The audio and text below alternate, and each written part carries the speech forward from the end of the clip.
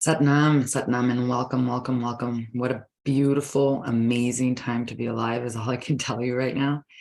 It's been a while, about a week or so, since I've been live here on the Sovereign Women Movement podcast.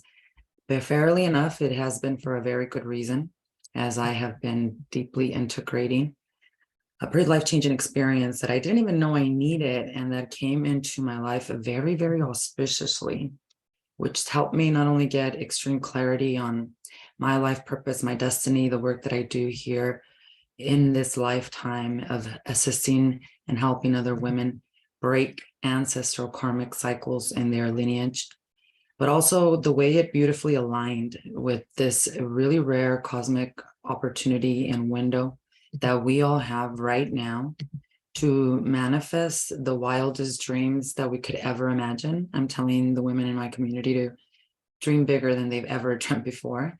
And that also is enabling us to really understand how important this deep healing work is to truly be successful in all areas of your life. Because many people can be successful in business, but fail miserably in personal relationships. Or you might have solid personal relationships, but really cannot foster prosperity or take off in your own creative nature. That's not success. And success is definitely not having riches or even the relationships, but not being able to enjoy them, or not being able to actually have gratitude and a will to live and to create. And so we're living in really important crossroads of a time where the timelines are completely different of fear and love, and where if we fall asleep and don't look at the opportunity that is in front of us to not only realize who we are and how powerful we are, but to use these tools for the power of creation, for the better good of all, then we're not going to truly give full potential to our incarnation. And that is a life that is wasted, one that definitely can still awaken, just the way hundreds of thousands of people are awakening throughout the universe and throughout the world. So all of this comes with my beautiful experience that I had in Palenque, Mexico, where I went for my birthday after a lot of meditations and just signs from the universe in person, meditation, dreams about visiting this very sacred land. And I didn't know why. I just knew that I needed to be there. And finally, when this opportunity came up for my birthday to go, the experience more than over delivered. It was something that, like I said last week, I still needed a lot of time to integrate, and I'm still integrating pieces and pieces of it. But that now, because I have checked in with my ancestors and with our Mayan ancestors and elders, which are ultimately all of our ancestors, that I'm now free to be able to share with all of you. And so today we're going to be talking about this really rare cosmic opportunity for you to really manifest your soul's deepest desires and to break a lot of ancestral karmic cycles.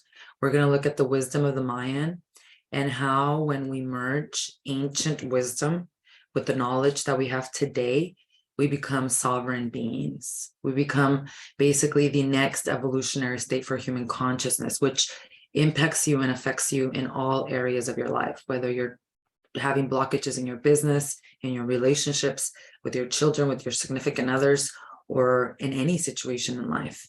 And so we'll go deep today, and then I'll share with you what we're going to be doing the next 7 weeks, because through all of this, I was divinely guided and have been completely just channeling and downloading information as to what exactly our Mayan ancestors want me to share with all of you right now that is going to help you on your journey of self-realization, of healing, and of transformation.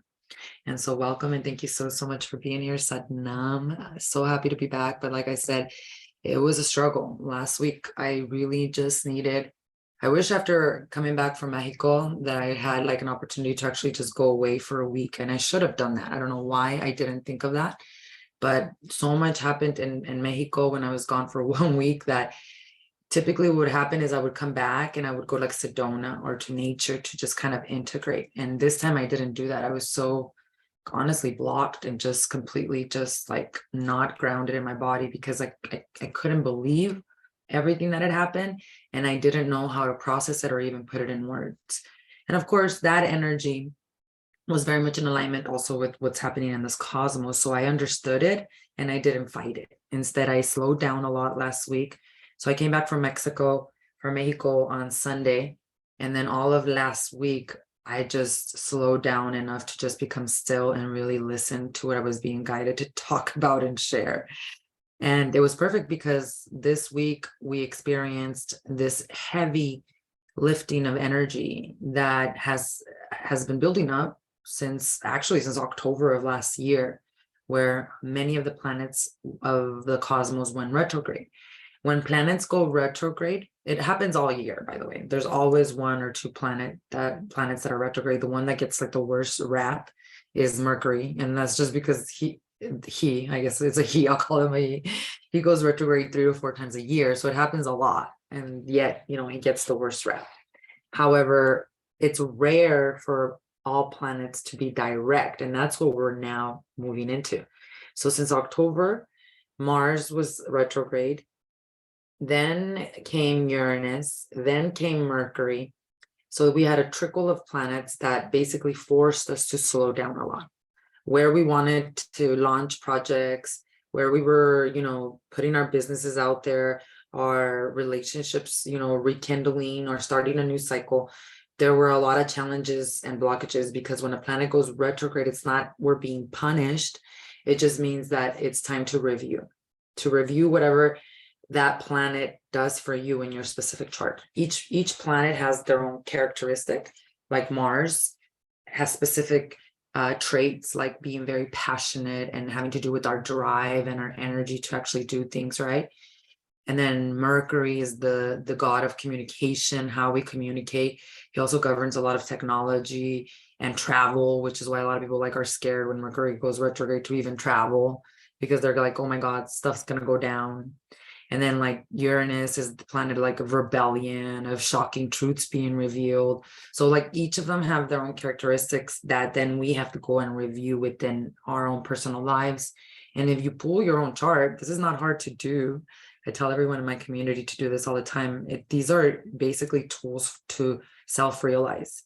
And like I say all the time, J.P. Morgan Chase, who was the founder of Chase Banks, said millionaires don't study astrology, only billionaires do, because they're tools to understand the cosmic energy and to understand how to harness it and use it so that you're not working against the energy. Like, for example, Mars is retrograde. Why are you pushing in so hard to launch the stagnant project when what you need to be doing is reassessing the foundation, your passion, your drive about it, checking in with that, so that when it does go direct, because it only does for a few months, some planets do go retrograde for a long time, but what you're supposed to be doing with the energy is reassessing, so that when it does go direct, you take off, right? You use the energy then that's supportive for you to really launch and be successful. It doesn't mean psychic future where it's set in stone. It's like I've always said before, astrology is kind of like your weather patterns.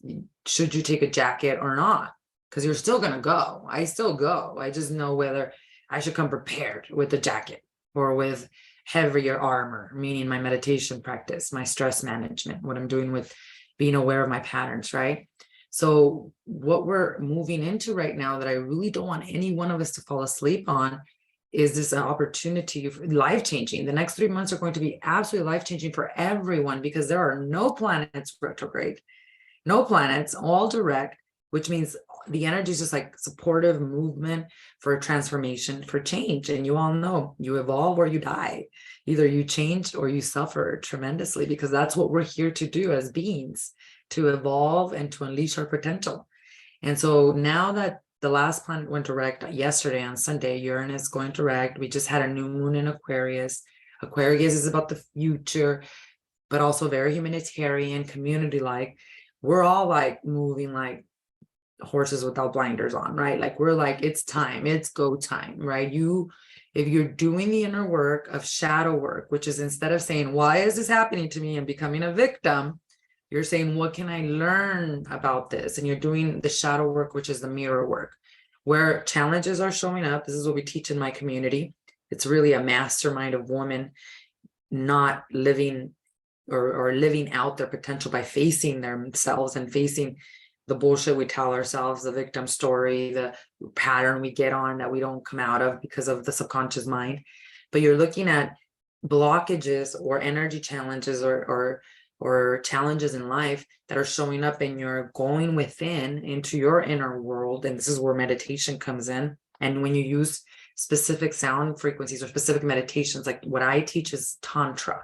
It's Kundalini yoga. Tantra means energy. So there's all kinds of meditations out there. There's affirmations, visualizations, but this is an actual science of energy that changes your subconscious mind patterns, that changes your DNA.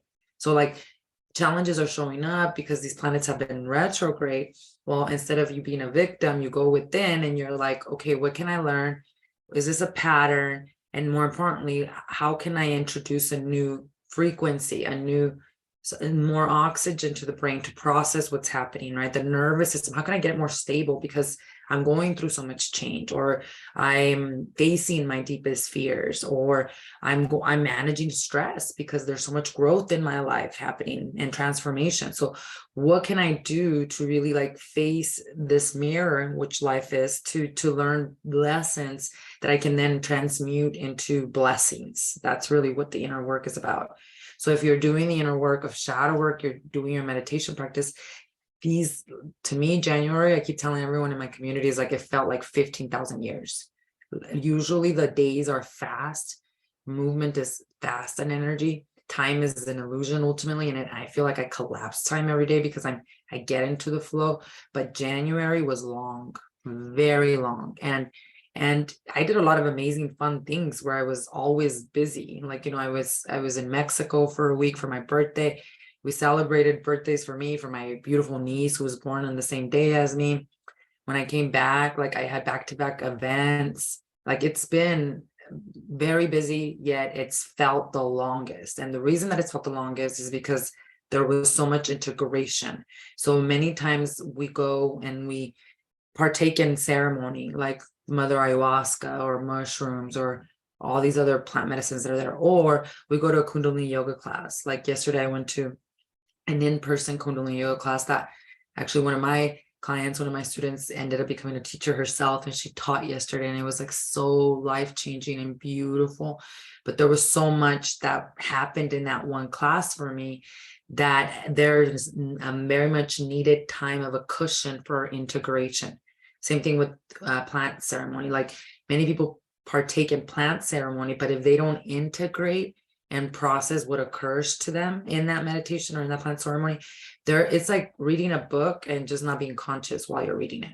You're unconscious, you're not mindful, you're not paying attention. So it's not going to have the same effect on you as if someone who takes the time to then become still and to integrate and to process what they've experienced in their meditation or in their ceremony. And so as I came back from Mexico, like that whole week, last week, as all these planets were going direct, as the new moon was coming into Aquarius, like I just allowed myself to really just be and to deal with my emotions as best as I could. I don't think I did a really good job with it because I definitely was running to my patterns of like numbing and running away and just not being as conscious as I thought I should be. But by the same token, even with that inability to like be as conscious as I wanted to, because I was so tired, I fell asleep a couple of times. Like it was crazy.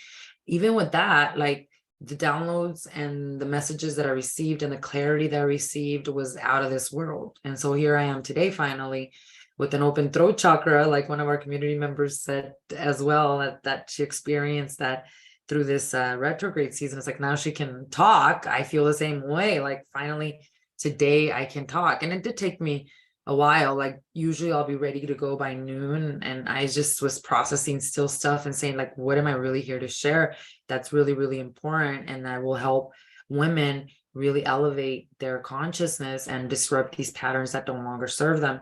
So now I'm here today thinking about everything that's still transpired and integrating everything that happened last week. And it's just now time. It's time to really, because we're so supported in this energy for transformation and change, to manifest our wildest dreams, to align with our destiny. It's really important for us as a human civilization to realize and become aware of what really is happening here. Because one of the things that is crucial, is for us to understand, number one, many of the stories, especially that we've been told about our indigenous brothers and sisters, and especially about the Mayan, are incorrect, because the Mayan never disclosed information. They knew, so they prophesized. There's specific prophecies that we're going to talk about in the next 7 weeks. I'm going to share with you each of the prophecies, how it relates to what we're going through right now, and what you can do, what tool, what Kundalini Yoga meditation, what spiritual psychotherapy work you need to be doing to work with the best aspect of this prophecy. Meaning, in each of the prophecies, it's not that it's good or bad, but there's always going to be a low frequency and high frequency vibration. Just the way fear has its vibration, so does love. And we in this world, we're given a mind to then train through meditation, so we could train it to choose love over fear. That's in all of us. It's our birthright. If you don't want to do the inner work of meditation because there is no magic pill to train your mind, then okay, but then don't complain about why you're always in fear, or why your thoughts are killing you, or why all this stuff. I mean, that's the timelines that have separated, and it's so obvious to me right now. Like I've been around family a lot more. We went to a family party, and they don't have to say anything, and it's not judgmental, but I can tell who lives in complete states of fear based on the way they show up. They could show up with a smile, but I could feel the vibration. I could see beyond the face structure. And then there's those that are vibrating in faith and in love. They've been through the dark night of the soul, but they're still choosing love. They're choosing God. They have a relationship with God. And really, those are the only things that you can do. It's shit, it goes down in your life. Either you become closer to God because you see it as the blessing that it is. Because always when we're stripped of things, in fact, it's a big part of our spiritual awakening. It's God stripping us of these things that we put so much value on, that we believe are our identity, so that we could harness our highest value, which is from within. So we are either vibrating in complete fear or love in these two different vibrations, and we have the tools in this age of consciousness to choose one or the other. And our ancient ancestors, the Mayans, were incredibly advanced. And again, they knew, one of the prophecies was, they knew that the Spaniards were going to come and were going to colonize them. And in fact, many of the elders said to the tribes, do not attack back, because we already know that this is going to happen. And if you attack back, we're going to suffer a bigger massacre.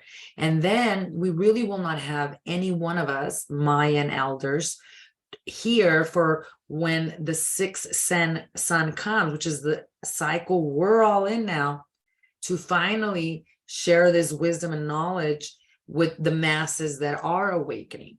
Because we're going from a logical mind technology to the realization, and we are going to get there, where we're going to throw away all this silly technology and be like, this is nothing compared to the technology that exists within us. Meaning, this is how you thrive in the age of Aquarius. And I've said this many times, and it's been in my dreams, and going back to the ancient ruins in Palenque, I understood why Kundalini came into my life, because the ancient Mayans used these tantric practices, and it shows in the drawings, in the temples, and even the great master, or the great king Pakal, who ruled ancient Mayan land of Palenque for 68 years, the longest running ruler. His picture inside of the tomb, by the way, his body is still in that temple, in those ruins in Palenque. They didn't want to remove it, which I think is a phenomenal idea. They should not remove any bodies from any of these temples, because it's disturbing what they created there, and it's for a big reason. And so what is shown, I actually have a picture of it around here. I believe we ended up buying one. Oh yeah, give me a second. I can actually show it to you.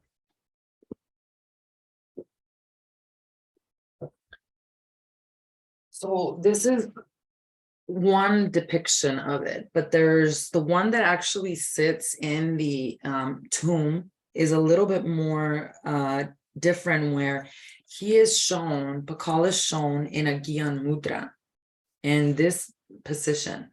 And in the ruins, there are specific temples that are dedicated just to meditation. So they had a very specific practice of meditation, of sadhana. The other thing is that I've been able to go back and put together even scholarly articles that actually show that the great ancient Mayans practice tantric meditation, which is Kundalini meditation, Kriyas. And that is what they're recommending in order for you to thrive and to evolve into inevitably what we're evolving to. What is happening right now, no one can stop.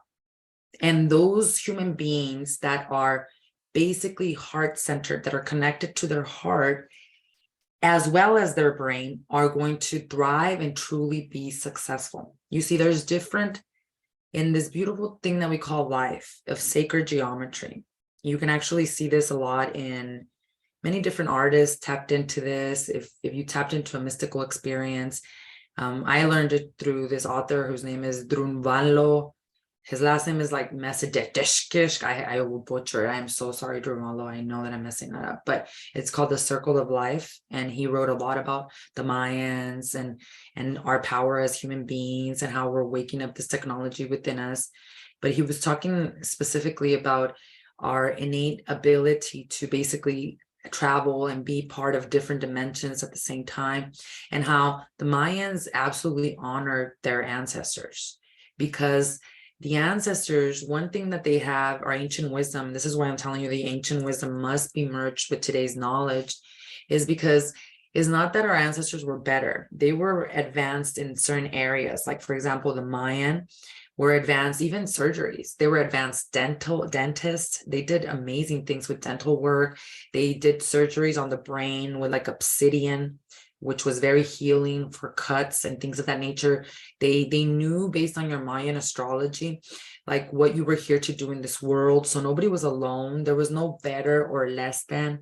All the things we've been taught about the Mayan is absolutely incorrect. And now they're coming out to reveal these prophecies because we're living in this great time of the great spiritual awakening, right? Where it's inevitable what is happening, and they're ready to basically merge that ancient wisdom with today's knowledge. And so we as human beings, what ended up happening was Mother Earth basically did what she's doing right now. And this happened 13,000 years ago. The disconnection between the brain and the heart occurred the same way it's happening right now.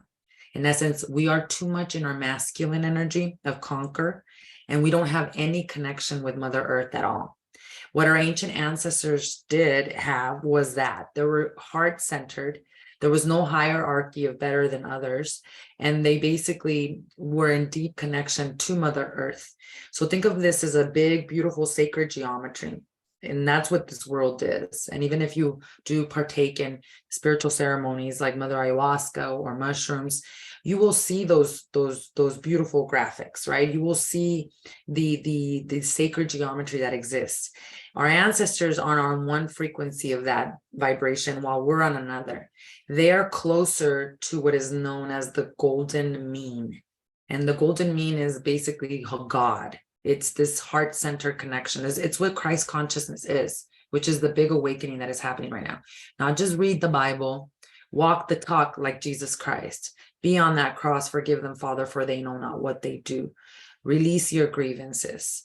Do the inner work of healing, of forgiveness, of compassion. Like, don't just talk about it or go to church and then come out and start judging everyone or start raping Mother Earth, which is really what's been happening. We've abused her. None of us are connected to her.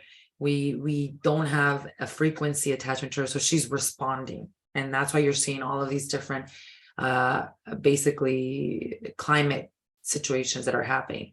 Because another big thing that is happening, and this happened again 26,000 years ago, it's in the history that we're not being taught. But what happens with Mother Earth is that every 26,000 year cycle, the North and the South Pole start to change. And this is verified by science. So now the poles are changing.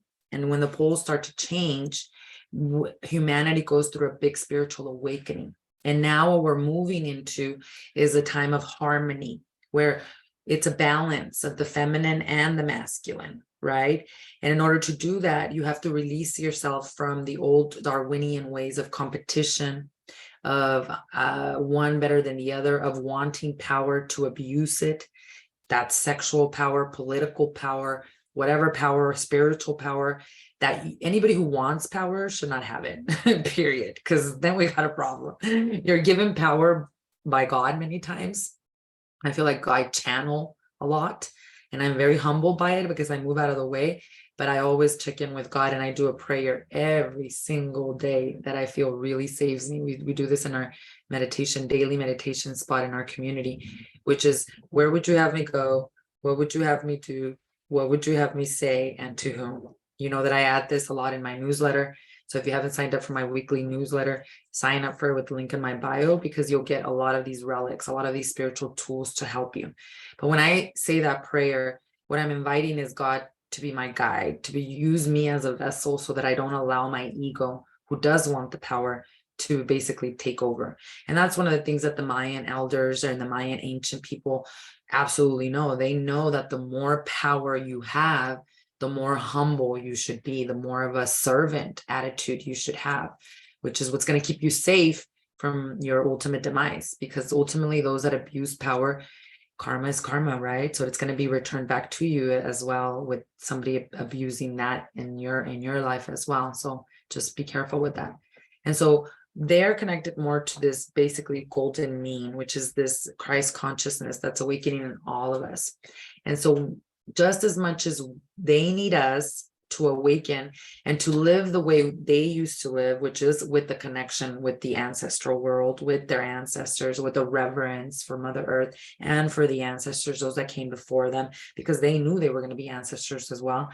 We also need them in order to be able to cross the threshold and not self-destruct, because we have self-destructed. So when the first 13,000 years ago, when our brains and our heart became disconnected, because we basically were told we're separate from God, then there was great destruction, Mother Earth. There were earthquakes, volcanoes, flood, the great flood that we're seeing. We're going through that right now.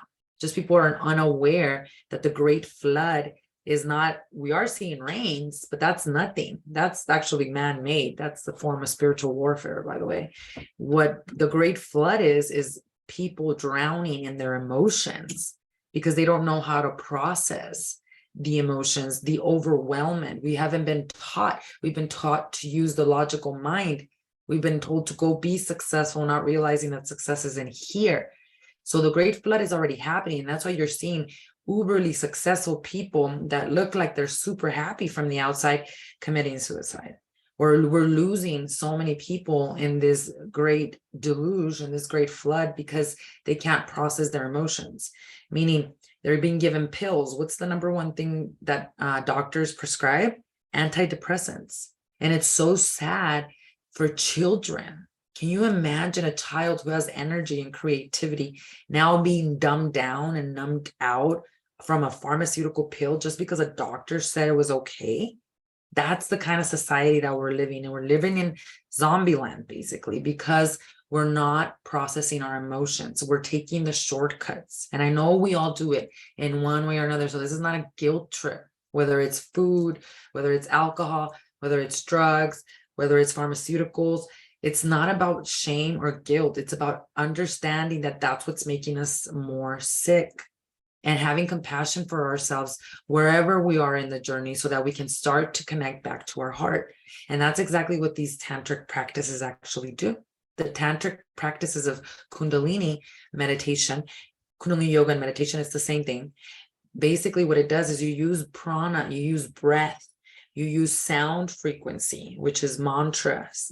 It's different than affirmations, because these mantras back in the days, even in the early 1970s, before 1970, you had to study under a guru, or you had to study for a long time before you were even taught one of these mantras. Now, in the age of Aquarius, which is what we're all in, we all have access to them, but you need to integrate them and practice them. It's a science of energy that changes your DNA.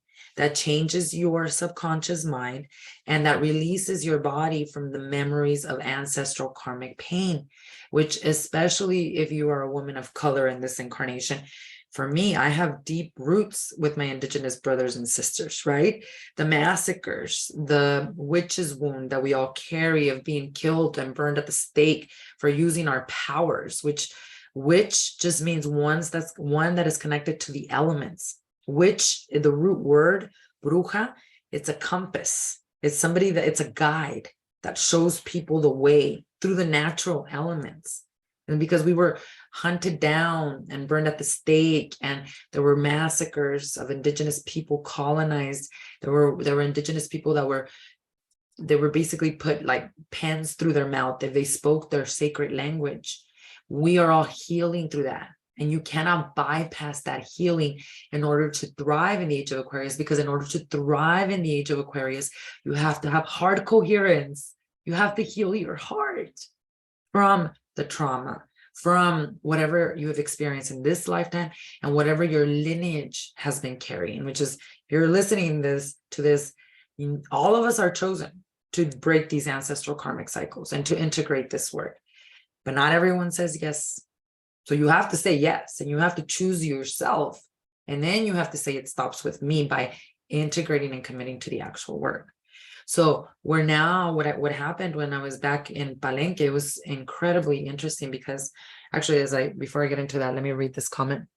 Cuauhtemoc last words were to keep their rituals secret, only to pass them to elders and children so they are never forgotten. And that is exactly true, Lizzie. Exactly true. And that was why, one of the reasons why, when I came back, I just wanted to make sure that this is information that I could actually share.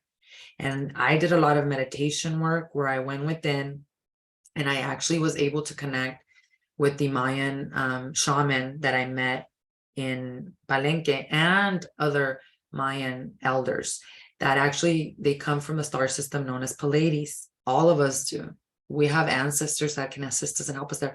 And this is, they talked a lot about the Pleiades, and now that scientists have done a lot of research on Pleiades, they realized that they were right, because there's an area of the Pleiades star system where it's like a wormhole, where time doesn't function the way it works here. And that's what they would always talk about, because they were such advanced, wise souls. They always worked beyond the linear constraints of humanity, and they had all these relics and glyphs and stuff that they wrote down to be passed on. They knew that they were going to, the Spaniards were going to come. They didn't fight back, and they hid all this information. And they hid all this information so that it would be revealed in a time where humanity was ready. And this is the time now. And that's what I was told too. The things that I'm sharing, I asked, is it okay for me to share this? This is what gave me a lot of fear. And they're saying, yes, it's time. And they're contacting a lot of people, not just me, through your dreams, through your meditations. The reason is because it's inevitable, the awakening that is happening. And now we're again in the age of Aquarius. Same thing with Kundalini yoga. You had to be a queen or a king to practice Kundalini yoga. You had to have practiced under a guru to be able to know any mantra. Now, Yogi Bhajan in the 70s, he knew what we were coming into this age. And in fact, the Mayans still, in all the books that I've read, all the podcast episodes that I've listened to, all the teachers that talk about them, they don't 1,000% know what's going to happen to us and this next evolutionary cycle that we're moving into. Like, it could go either way. Again, we can self-destruct if we don't bring harmony within ourselves, or we can completely evolve and change and transform into these high spirit beings that completely realize the power that we have within us. But one thing I do know for sure is that the truth is coming out now. It needs to come out now too, because so many incorrect things were said about the Mayan civilizations, like that they were just savages that sacrificed and killed people. And many people, when you think about indigenous tribes and Mayan or Aztec civilization, that's the first thing they think of. And all of those things are so far from the truth that even a sacrifice, like we've talked about, it was actually done with honor and the person wanted to be sacrificed. Like, it was something that would leave a legacy of richness and prosperity for their family. So there's so much to learn. And this is why in the next 7 weeks, I will be sharing with you each of the prophecies, how it relates to what we're going through right now, and how we can basically use the tools of Kundalini and the spiritual psychotherapy that I teach to integrate what is being told of us so that we can truly thrive and truly be sovereign beings in this lifetime. So yes, thank you so much for saying that, Lizzie, because that is dead on. And so the last thing, when I was there in Palenque, I was in the ancient ruins. A beautiful soul comes up to us. He tells us his name is Juan Jesus, and he's one of the tour guides. And we're pretty, like, when we travel, we listen to our intuition, our meditation, and our meditation of where we're gonna go. So that's number one. Then number two is like we'll research before we leave, kind of, and we'll create like a soft itinerary. So we don't have a set, like, here's what happens at this time, at this time. We do leave room for flexibility, but we kind of knew what we were going to do every day over there. We had never been to Chiapas. Chiapas is super south. It's like an hour away from Guatemala. And so we went to the ruins, and I always had wanted to participate in a Temazcal ceremony, which is basically, people know them here as sweat lodges, but I never had the opportunity because I hadn't met really great teachers that I could align with. I wasn't planning on doing this, going there, but Juan Jesus, who we quickly grew very fond of, very nice man, like just super nice guy, you know, like, and knows so much, has so much wisdom. He took us through all the ruins and gave us a jungle tour where we got to learn about all of the different medicines in the jungle, and it was just really beautiful.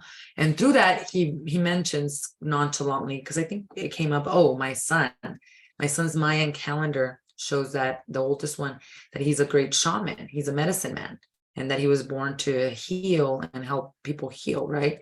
Which I totally can see, and totally, absolutely dead on. Those Mayan calendars and your astrology, oh my gosh, it's more precise than any astrology I've ever read or integrated. And it is the most accurate calendar in the entire calendar system. That's the whole thing, that, like, again, the Mayans, surgery, dentists, engineers, they were able to build like incredible ways to grow their crops and water lines from one side of Palenque, Mexico, all the way to Guatemala. I mean, mathematicians, they're the ones that created like the concept zero. I mean, they were incredibly advanced, and are still, because the civilization is still around, and now they're coming around to share all this knowledge with everyone. And so we were there, and all of a sudden he says to us, like, oh, you know, by the way, I do know Mayan shaman, and they do Temazcal ceremonies. Would you all be interested in participating in one? And I was like, oh my God, is this really happening? Like, and I just first paused, you know, because I'm there with my husband and my two sons. Granted, they're 18 and 25, not as young as when we went to Peru, when they were only like 12 and 18. So I was like, wow, this is really happening. So what I did was I said, well, give me a moment. And I went and I found this tree. There's a beautiful tree, and there had been so many synchronicities already happening, because I had told my husband, I want all this. I had all this sinuses and all this pressure in my upper head. And I was like, I want to go to the jungle and just release all this stuff and just clear and purify. And granted, you have to understand that a Temazcal ceremony is a sweat lodge ceremony where there's like steam that's coming up. And I thought, oh my God, that's exactly what I asked for, like physically, right? So then I went and I hugged this beautiful tree. And this tree is known as the ceiba tree. And the ceiba tree, and this is where I knew that the answer was immediately yes.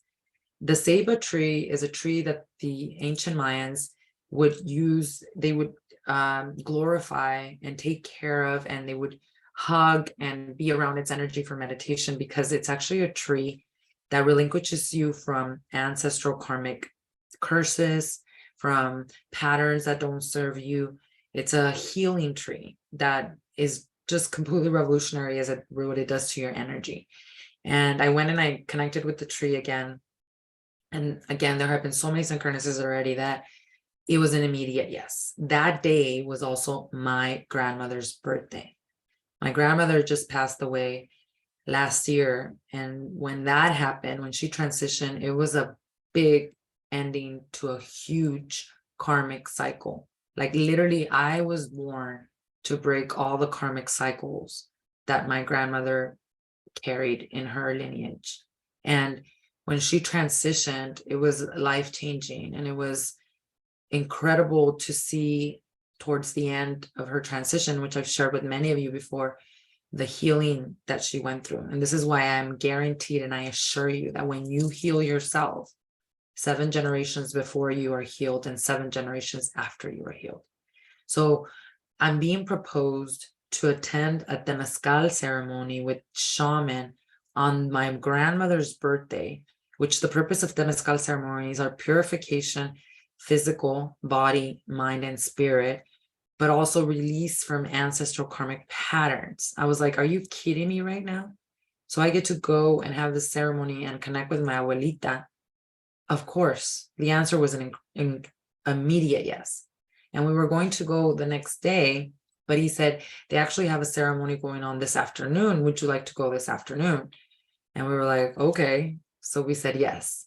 So we finished our tour in Palenque, in the ruins, in the ancient ruins. It was amazing. It literally, like Jurassic Park, the vibration there, it doesn't even look real. Like you feel like you're going to go touch the temple and it's just going to dissolve, and it's not even there.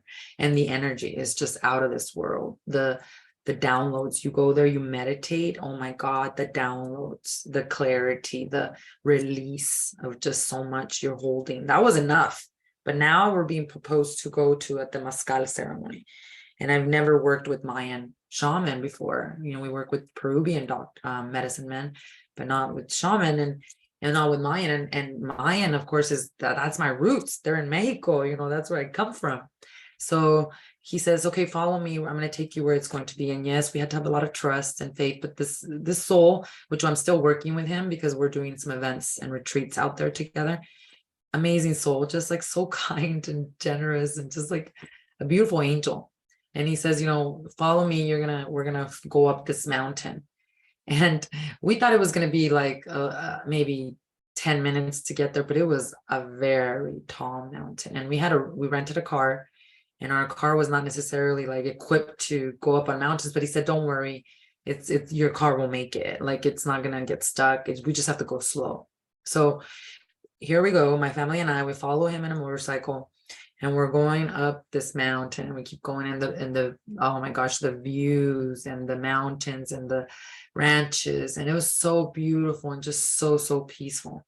So we're going up the mountain, and we finally park after felt like 45 minutes, 30 minutes of driving up this mountain. And he says, leave your stuff here. We're going to go to the top of the mountain. And we're like, okay. So we go and we start following him, and we walk and we walk and we walk. And we get to this top of the mountain, and there's on the side of us, there's like a beautiful little house, and it's made of like stone. And on this side, you could see like the whole view of like the valley underneath us. So it's just gorgeous. And all of a sudden we're approached by like these, all I could explain them to you, the way these humans looked were just like angels. They were like so noble and so kind without even saying anything. I could just sense how incredibly nice and kind they were. It was weird, really fast. And we get there, and there's another woman there who's going to be, she's the apprentice who's there learning from them. There's 2 doctors, 2 Mayan shaman, and then there's another woman who's going to join us in ceremony, because there's 4 of us total. And so what this looks like is you're actually going into, they created it to be a replica exactly of what the Mayan temazcals look like. So they use the exact same stone, the exact same shape, the exact same materials. And it's not too big. It's actually small. Like, I think maybe on this side comfortably, like 3 to 4 people sit. On this side, 3 to 4 people sit. On this side, 3 to 4 people sit. You can stand up in it. Many temazcals, which are sweat lodges, you cannot stand in them. But these Mayan particular ones are built specifically in that sacred geometry. But most of the time you're sitting, and then there's a main entrance. And this is governed by the 4 elements, where there's specific ritual that is done in each of these sections, right? And so he then brings what is called abuelitas. And I started crying at that point, because abuelitas, obviously that means grandma. And it was my grandmother's birthday. I'm there to release any ancestral pain And I'm working with these beautiful shamans. All I can tell you is they look like angelic beings. And so we're in there, and they bring these abuelitas and they put them in the middle of where we are. And these abuelitas are hot, hot, hot white rocks that they've been heating out there for hours and hours. And they put them in the middle, and then they get the water, and sacred water, excuse me. It has special herbs. And this was very similar for when we went to Mother Ayahuasca ceremony, because when we were at Mother Ayahuasca ceremony, they had specific herbs that they would boil, and then we would take a shower in them, and then we would go into the ceremony. Or actually afterwards too, we would get cleansed through them. And the herbs vary. I can't remember exactly what they used in this one, but they poured the water in the abuelitas, and the steam came up. And the first time that it was already hot in there, but the first time they did this, it was incredibly overwhelming. And that's when my sadhana, my meditation practice, my daily meditation practice really kicked in, because right away, instead of going into extreme anxiety, which I thought I was going to go into anxiety, I thought I was going to pass out, because there was just so much steam coming up, that as I started to feel all of that, I basically started to chant to myself, and I started to do my breathing. And I started to just inhale and exhale very deeply from my navel, out through the nose. I began even breath of fire to energize me, which is a Kundalini yoga breath to help you really stabilize the nervous system. It was incredibly overwhelming. And so then we did particular rituals around that, where there were songs, which are like Icaros, specific sounds that the shaman sing. It was incredibly beautiful. And I already could feel so much lifting for me. Like I was crying a lot. I was in my body, but not there. I was watching everything happening, because what is happening is that they're literally opening up a portal for you. A portal that is not of this dimension, so that you can go into that portal and grasp the wisdom from that portal to heal, transform, and change.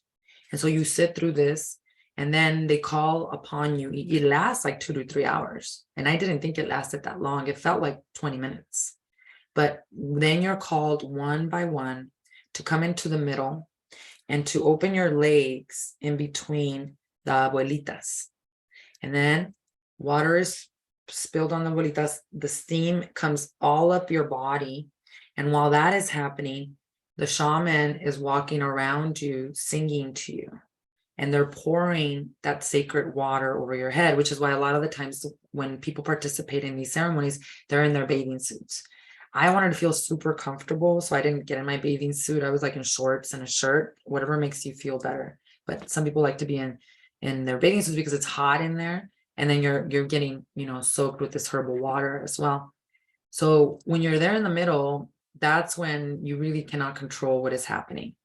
That's when not only at first it was incredibly scary, because I felt the collective pain of what the mother feels when they lose a child, or when their child is abused, when something happens to something really sacred that they love.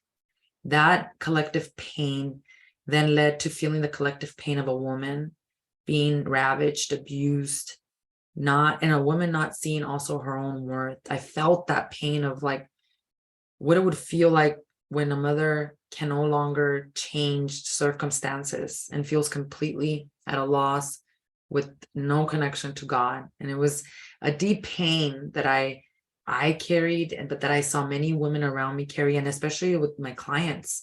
Like I saw their pain. It was so crazy, because it's like all my clients and the women in my community, like they were in there with me.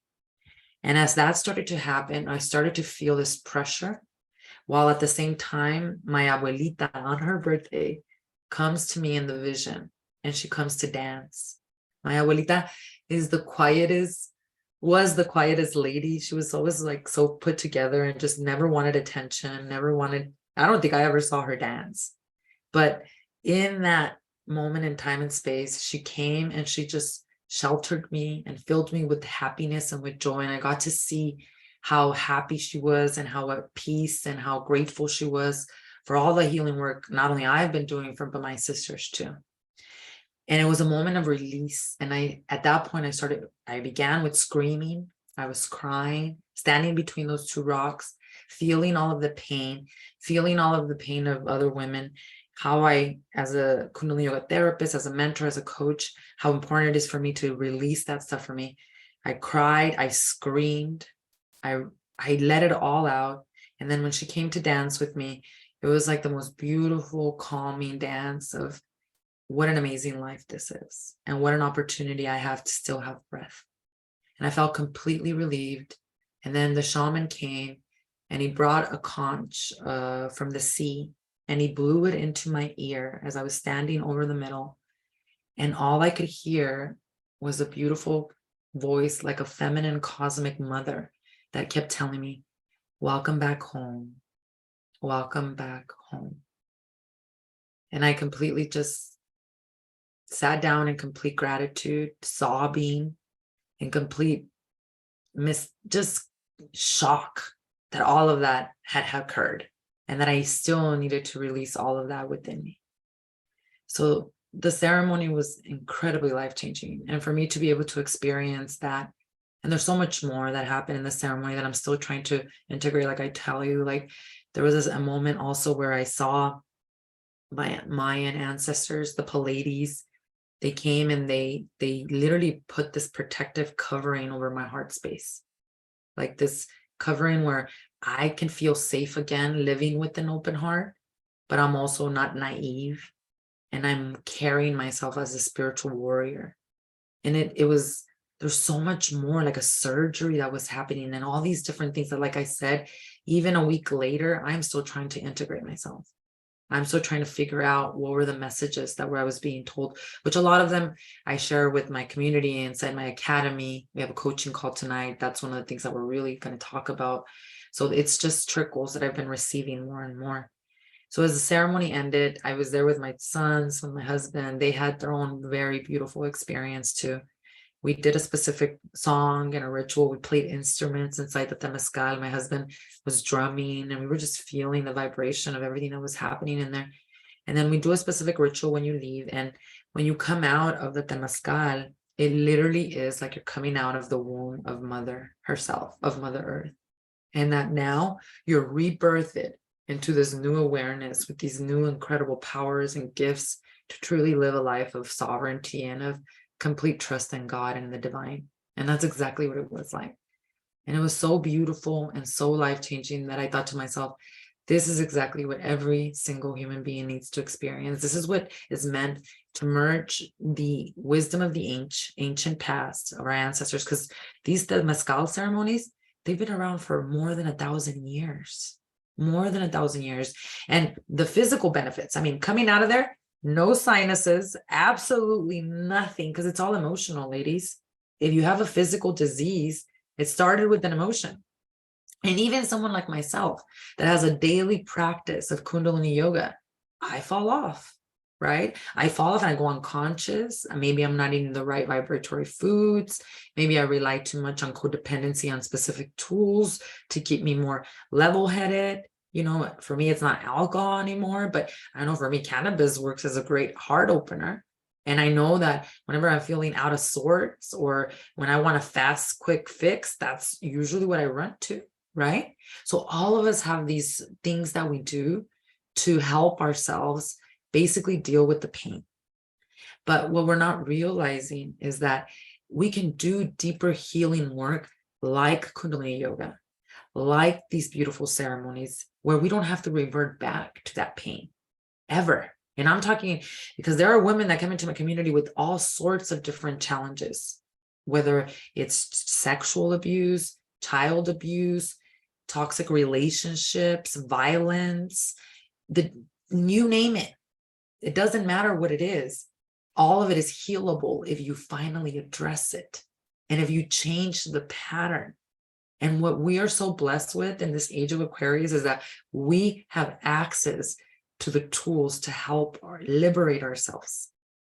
Now, if your ego or your fear or your programming of religion or your I'm not good enough is stopping you from accessing those tools, that's a conversation you have to have with yourself, because we all have access to these tools. We all have the same amount of hours during the day, and either you're doing the inner work to consciously elevate yourself or you're numb, scrolling on social media, giving your power away to things that are not helping you grow and that are instead making you go back to those old ways of competition, comparing, jealousy, envy, all these things that are disharmony that are literally killing our planet.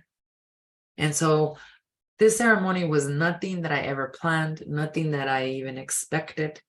And yet it was something that I absolutely not only needed, but that gave me the utmost clarity on the work that I do in this world, how important ancestral healing is, how important it is for us to not bypass what's happening within us, and how important it is for us to realize that there are ancient tools like these beautiful Temazcal ceremonies, like Kundalini Yoga, that is 5,000 years old, that we can merge with the tools that we have today to be able to truly heal and transform our lives. And that's what's exciting. That yes, there's a lot of chaos. There's a lot of things that are falling apart right now, but nothing of what used to be our past was normal. It was toxic. And so anything that is toxic because of what's happening with awakening, with the shift of power back to the community, back to the humans, with the awakening of our consciousness and the elevation that we're moving through Christ consciousness, that is time for you to stop playing small and to start integrating these tools to truly, truly be able to break the patterns for yourself and for your lineage. And another thing is to be able to really honor our ancient ancestors like the Mayans, as they were and are, which are incredibly wise beings that we can all learn from and that we can all continue to grow. I know that was one of the things that excited me the most. I mean, last year I started to really dabble in Mayan astrology, but anything you take on, like whatever I take on, I fully vest myself in because I know how much it requires your full attention. So Kundalini Yoga, I know that in order for me to master it, I need to be fully focused in it. So that's all my practice, right? And astrology for me, I love Western astrology, evolutionary astrology. So if I'm not studying Kundalini Yoga, when I'm not integrating meditation, right? Like throughout my day, I'm learning about something Kundalini Yoga, or I'm learning something about astrology, period. I'm not listening to the news. I'm not on social media. I don't watch Netflix. I just don't. I just stay focused, right? So last year, I started to dabble into Mayan astrology, and I knew it was going to take me a lot of commitment to do it. And I'm really enjoying evolutionary astrology and Western astrology. And so this year, I finally, after coming back from Mexico, I was like, I need to commit to Mayan astrology 1,000%. And I started to learn more about it last year and this year, where I have a good grasp, but obviously I need to practice a lot. And when I committed, this is how beautiful the cosmos support you right now. When I finally committed to saying, yes, I'm going to fully vest myself, the teacher came immediately. Somebody's like, I met this teacher and I wanted it to be a woman. I wanted it to be someone who was from the Mayan actual tribe, indigenous tribe. And it's crazy because the minute I said yes, one of my clients has told me, you know what, I met this lady who is a Mayan astrologer and she was talking about this, so I thought you should talk to her. And I'm like, oh my God, I can't believe this. So get really, really clear on who you are right now. Get really, really connected to what downloads you're receiving, because we are receiving downloads of creations from our ancestors who need our help, and from the ethers, from other realms, that are creations that have never been created. Because remember, Uranus and Aquarius, which we're in Aquarius season with Uranus going direct, they are of the future. They are not of this world. They create from the unknown. So right now, that's what you're being asked to do, to be creative in any area of your life, in your relationships. What are the value systems? What is important to you in your business? Even if you're in corporate America, I have several clients who are very high up in corporate America, and they apply everything we're talking about here in their business in a setting like that. How? In corporate America, how you get ahead is being creative and innovative. And if you're carrying a lot of inner child trauma, ancestral karmic pain, you're not going to be creative. If you're hooked on antidepressants or numbing yourself in some other way, you're not going to be creative. So how are you going to grow and excel a company How are you going to grow and excel as a leader? Because leadership has completely changed. People are not following those that just talk the talk. They're inspired and moved by those that walk the talk. And you can't lie to people anymore. Energy speaks louder than words. So everything that we're talking about here, this great awakening, this connection that needs to happen between the brain and your heart, not only is it doable, but it is necessary, absolutely necessary in order for you to truly thrive in this new age of Aquarius.